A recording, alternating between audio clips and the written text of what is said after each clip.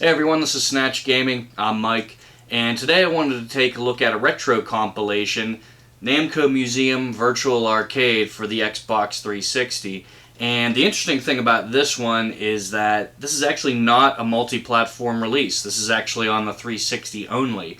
So I wanted to see how it stacked up against past Namco Museum releases and other compilations in general, because they can be a great bang for your buck. So let's take a look at this and see how it holds up.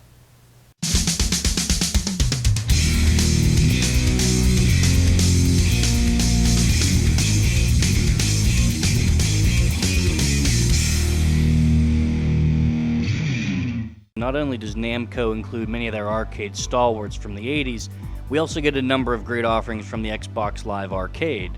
Before we get into the real throwbacks, I'll get into some of the downloadable games from recent times.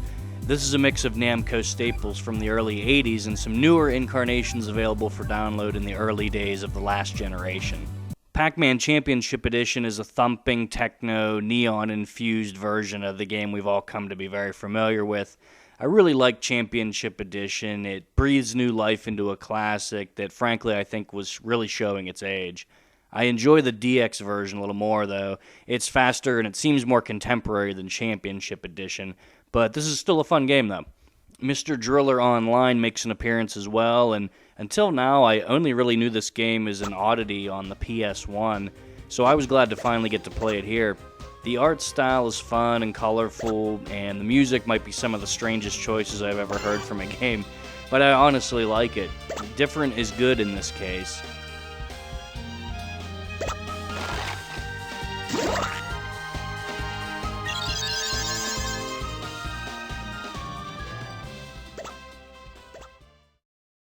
The presentation adds up to a welcoming feeling towards this decent little puzzler. I can definitely imagine myself playing more of this as time goes on, and there's also multiplayer if the mood ever strikes you. The crown jewel of this group, though, has to be Galaga Legions, and I already had some experience with this one on the PS3 when it popped up for free a while back. Much like PacMan Championship Edition, Namco decided to update Galaga with bright pastels and neon colors that kind of signal a new but familiar gameplay. This game is gorgeous, fast-paced, and highly playable once you learn the ropes, which doesn't really take that long, honestly. No matter your overall thoughts on this disc, Galaga Legions comes highly recommended from me. The rest of the quote-unquote Xbox Live Arcade games are just original versions of classics like Dig Dug, Galaga, Miss Pac-Man, New Rally X, and Xevious. Those are all here. There's nothing wrong with owning a copy of these games, though.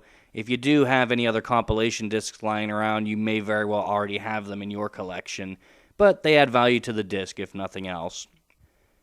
The only frustrating aspect of playing these games is that for whatever reason, when you quit one of them, you don't go back to the list and choose something else to play. You go back to the Xbox 360 home screen. Then you reload everything as if you're booting it up for the first time, then you choose something else to play. The Capcom Digital Collection, which is a similar offering from that company, also suffers from this. Now I admit I'm not sure if this is due to the 360's architecture or if the game's main menu simply serves as a jumping point to access each game on Xbox Live, without actually having a copy on the disc itself.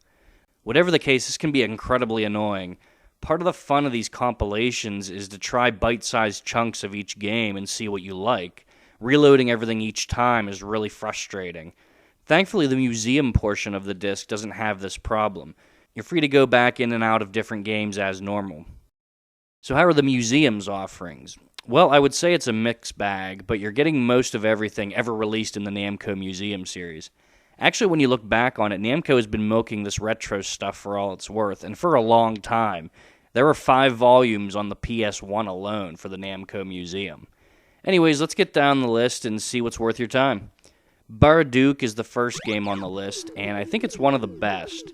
You're an astronaut shooting aliens in various corridors, trying to make it to the exit, and you can acquire little yellow aliens that represent more hits you can take before dying.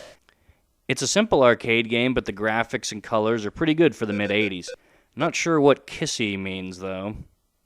Bosconian is a space shooter where you can fly in any direction and are tasked with taking out the space stations noted on your map. I had a hard time with this one as I never seemed to be able to shoot in the direction I wanted. Personally, I'd give it a pass. Dragon Buster is somewhat similar to Barra-Duke, but in a medieval setting. You can choose which path to take in order to reach the end of each level, which is pretty innovative for the time.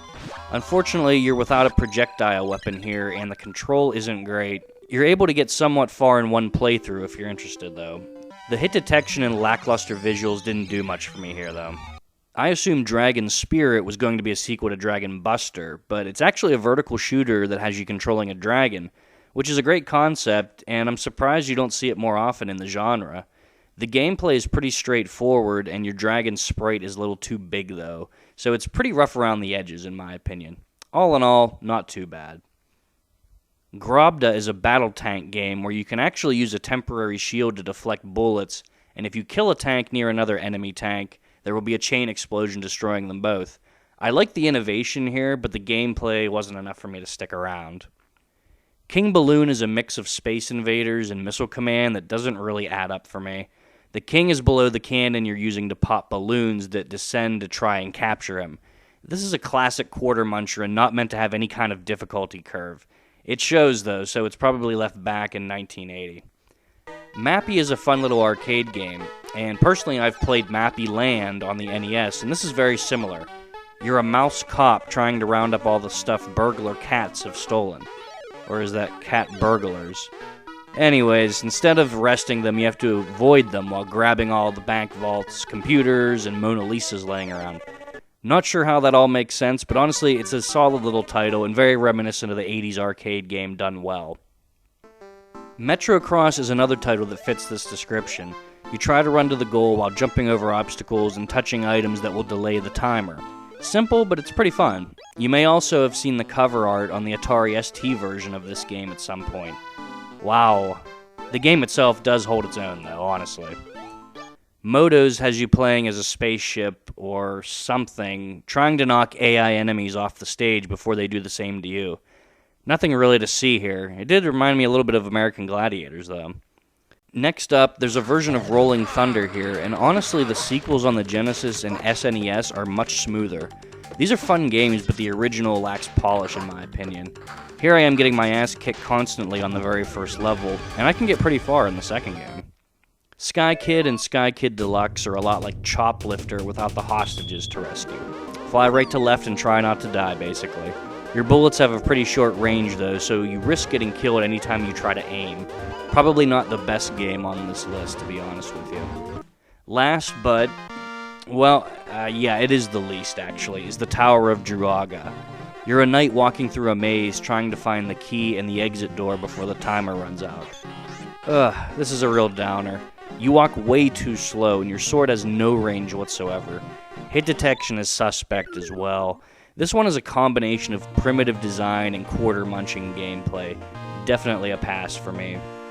Now in the museum menu you also have Galaxian, Galaga 88, Dig Dug 2, Pole Position, and a few others that most people have played in some form. I won't really go into those that much here.